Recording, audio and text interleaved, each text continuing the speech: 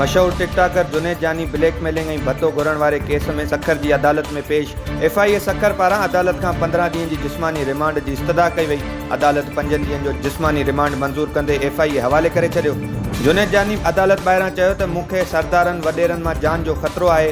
जुनेद जानी जे वकालतनामे ते एडवोकेट समद नूनारी, आसिफ जुणेजे ऐं नज़ीर चाचड़ सयूं करे वकालतनामो जमा कराए छॾियो। नवाब वली मोहम्मद क़ौमी शाहराह ते कराची खां लाहौर गाॾियूं मुंतक़िल कंदड़ ट्रालर कल्टी थी पियो। नतीजे में करोड़े रुपयनि जी नईं गाॾियुनि खे नुक़सानु पहुतो आहे। ट्रालर में 4 फॉर्च्यूनर, 1 वीगो डालो ऐं 3 ग्रैंडी कार शामिल हुयूं। इन मौक़े ते ट्रालर जे क्लीनर चयो त मोटरवे पुलिस चालान करण लाइ हिकु ट्रालर खे बीहण जो इशारो कयो। न बीहण ते हिकु ट्रालर जो ॿिए ट्रालर सां टकर थी पियो, जंहिं सबबु हीउ हादसो पेश आयो आहे। वाक़िए बैदि मोटरवे पुलिस वाक़िए वारे हंधि तां खिसकी वई।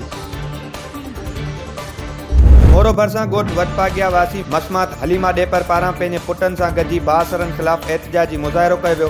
उन मौक़े ते मसमात हलीमा ॿुधायो त असांजी 18 एकड़ ज़रई ज़मीन ते बासर कब्ज़ो करे वेठा आहिनि। हुन वसवारनि खां अपील कई त बासरनि ख़िलाफ़ कार्रवाई करे ज़मीन तां कब्ज़ो ख़तमु करायो वञे। सेहड़ भरिसां ॻोठ मोहम्मद ख़ान चांडियो वासियुनि पारां क़त्ल केस जा जवाबदार गिरफ़्तार न थियण ते पुलिस ख़िलाफ़ एहतिजाजी मुज़ाहिरो कयो वियो।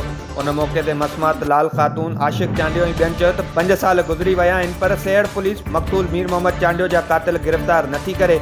क़त्ल केस में गिरफ़्तार थियल हिकु जवाबदार केस मां आज़ादु थी वियो आहे, जॾहिं त ॿिया जवाबदार आज़ादु घुमी रहिया आहिनि। हुननि DIG लाड़काणो ऐं SSP लाड़काणो खां मुतालबो कयो त जवाबदारनि खे गिरफ़्तार करे इंसाफ़ ॾिनो वञे।